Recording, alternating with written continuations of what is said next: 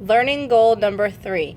The student will know the characteristics of cultural groups of Florida's early history and be able to describe the effects of European colonization in Florida on each group.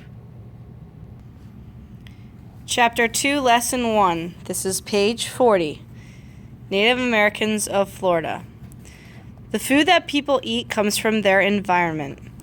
Write the names of the foods that are shown. Then write where Native Americans would have found these foods. Thousands of years ago, Florida's earliest people were hunters, gatherers, and fishermen. They all moved from place to place to find food. Fishermen found bodies of water to fish in for food. Gatherers found food by looking for plants, nuts, and berries to eat. Hunters used weapons to kill animals such as rabbits and deer. These animals provided meat. Then the animal skins were used to make clothes. The bones were made into tools. Native American groups. These early people had many descendants. Descendants are a person's children, grandchildren, great-grandchildren, and so on. The descendants of Florida's earliest people are called Native Americans. Native Americans have been living in Florida for thousands of years. Over time, some Native American groups began to settle in specific places. How did they acquire or gain food to eat? Some groups developed agriculture, which is the planting and growing of crops for food. Other groups settled near water and relied on hunting and fishing for food. So here's a little map here. It says Native Americans of Florida. That's the title. We have our key. So this stands for farming, and that stands for fishing. So you can see where people fished along Florida and then where they farmed in state. You have your compass rose, north, east, south, west. Never eat soggy waffles. And to show you how the distance of everything. Page 41. The food that each group ate was part of its culture. A culture is a way of life. Culture includes food, language, clothing, houses, and ways of travel. Groups develop different cultures based on their environment. For example, look at the map and find the Tequista. The Tequista lived along the coast. They traveled in canoes because they lived near water. They also fished for food. Now find the Appalachee. The Appalachee lived in the Panhandle. They were farmers. These groups were descended from earlier groups of Native Americans. Number 1. Categorize. Write the names of the Native American groups that mostly fished.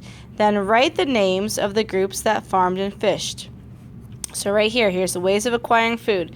Who fished, who farmed and fished. So you can look at the map here. Here's some names of the tribes and if they farmed or fished. Look where they're located, what's around them. You can fill that here. Pause and then continue when you're ready. Page 42, the Appalachee. One group that became successful at farming were the Appalachee. They lived in the Panhandle. The soil there was perfect for growing corn, beans, and squash. Women did most of the farming. Appalachee men hunted animals. Plants and animals gave the Appalachee more than just food. For example, deer skins were used to make clothes. Skirts were made of Spanish moss. Appalachee villages featured tall mounds. They may have been used by the chief and his council or for ceremonies. For fun, the Appalachee played a game. The game was played with a small, hard ball and a goal post. There was a large eagle nest at the top of the post. They put shells and a stuffed eagle in the nest. Floridians still use Appalachee words for some place names. The name of Florida's capital, Tallahassee, is an Appalachee word. It means old fields or old town. Number 2. Write the following names of the parts of the Appalachee ball game in the white boxes. So you have the words here, eagle nest, post, and ball. So here, from what we read in these paragraphs, you're going to fill out in your book the answers. Pause and then continue when you're ready.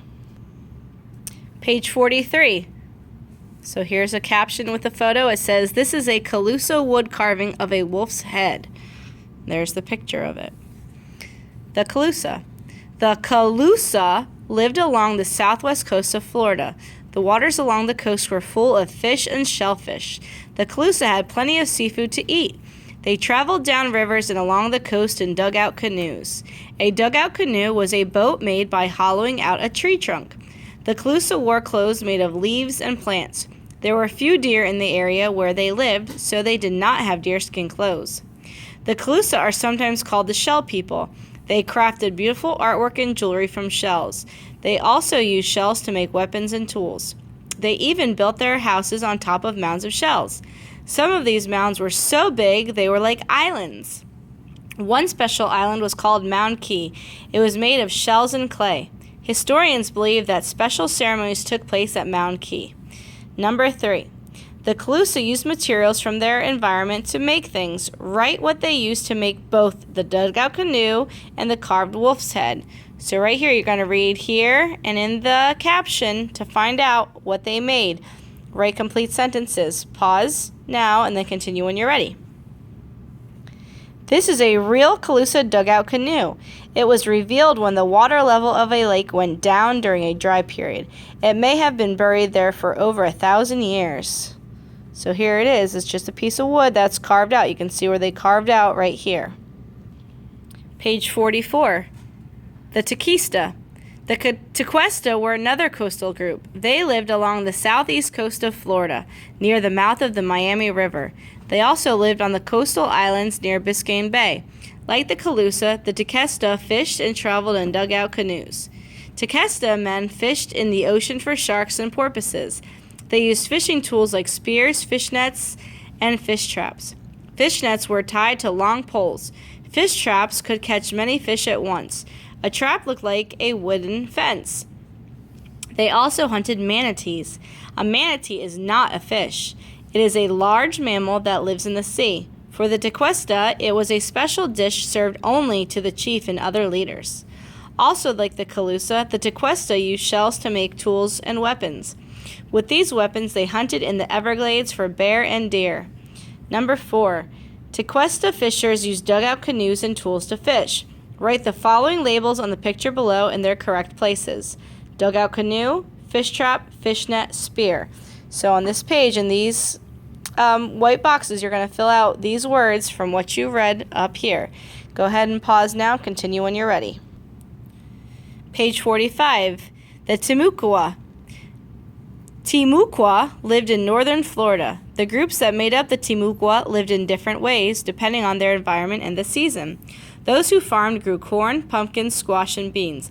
They also hunted, gathered, and fished. They ate deer, alligators, wild plants, and fish. Timucua men wore a breechcloth.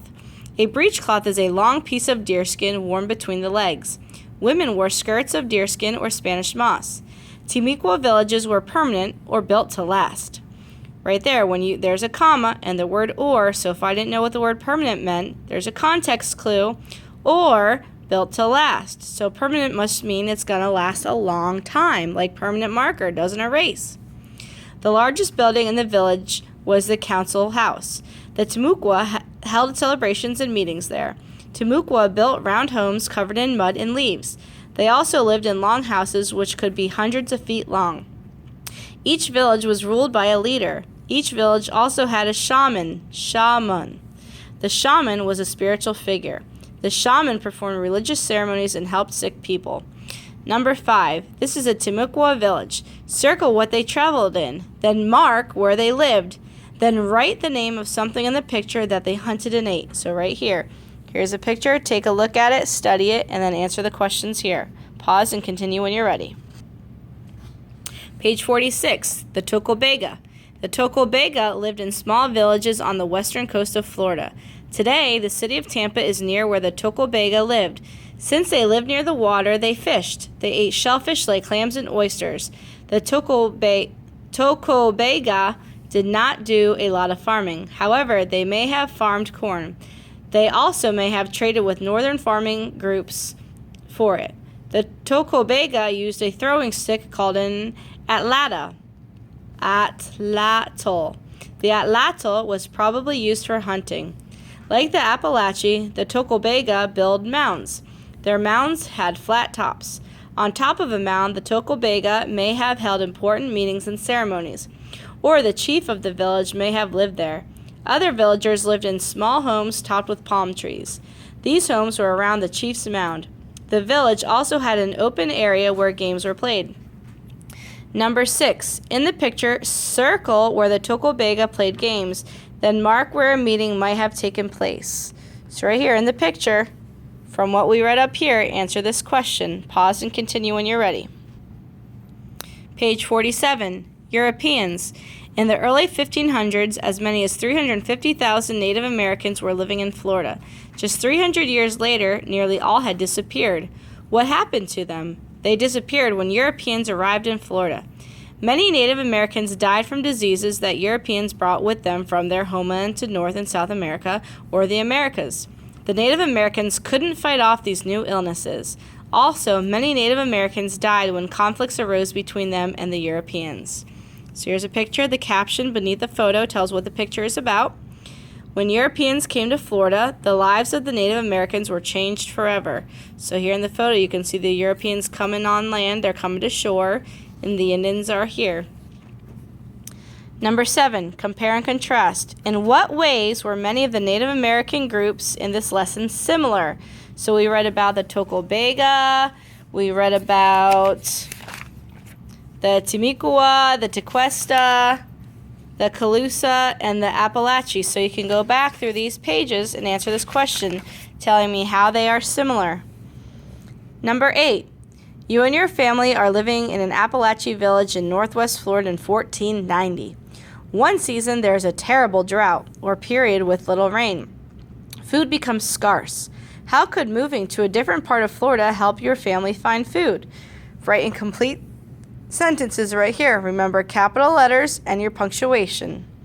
Go ahead and pause. When you're ready, you may continue.